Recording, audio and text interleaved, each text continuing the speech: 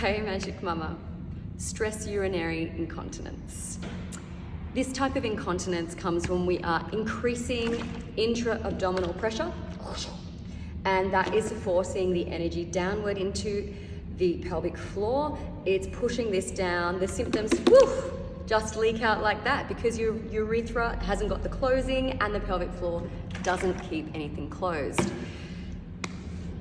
This can happen when you jump, when you sneeze, when you cough, when you laugh like a big belly laugh, when you blow up balloons for your kid's birthday or celebration, and of course can happen when you're lifting the pram, when you're lifting your baby, when you start to progress and you start to lift heavier weights, you start to feel like, oh, I'm a champion. I can go back to lifting dumbbells, or I can go back to, doing sit-ups.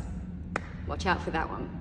Yep, so you can increase your symptoms on the pelvic floor, and also it can be from those daily activities that just put that intra-abdominal pressure on, and it just gives you that little leak at that time.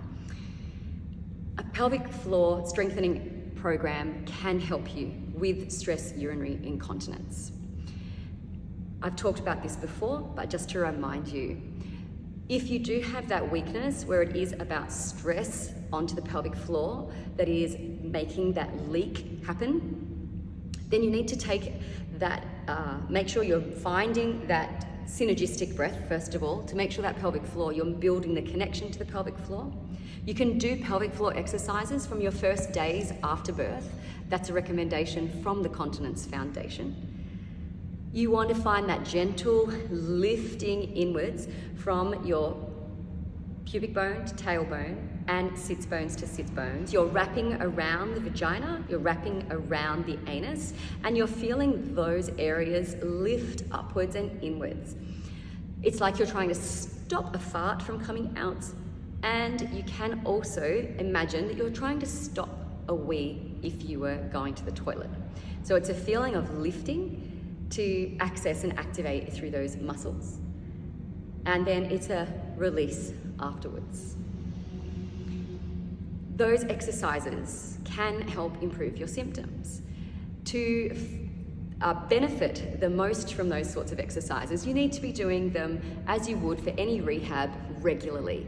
And the Continence Foundation recommends 3 times a day and sets of 10.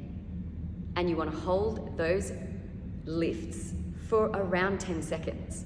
So you're trying to really build up that strength in your in your longest hold, so that you can build that strength and then release it all the way back down.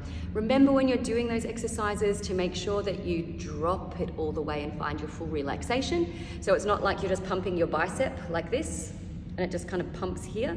You want to release the pelvic floor off and then bring the pelvic floor back, lifting. Release the pelvic floor off and then bring it back. So find a full range through the pelvic floor and make sure that you're resting and relaxing as much as you need, and squeezing, finding that lift and squeeze and hold. I call them the marathon muscles because you're building in that nice long hold for you to make it to the toilet. Yeah, you're building in those marathon muscles for you to build up that strength so that you can lift your child when they're bigger, or so that you can lift those heavier dumbbells or weight plates or whatever your favorite activities are, and that you can maintain that intra-abdominal pressure that I just showed you before with my bottle. You can hold that. And so next time when this is tightened up in the correct way, when that intra-abdominal pressure goes squeezing into your abdominals, then that pelvic floor doesn't push down and release with that small leak. So I hope that's helpful, and we'll go through a pelvic floor exercise set in another video, so check that out.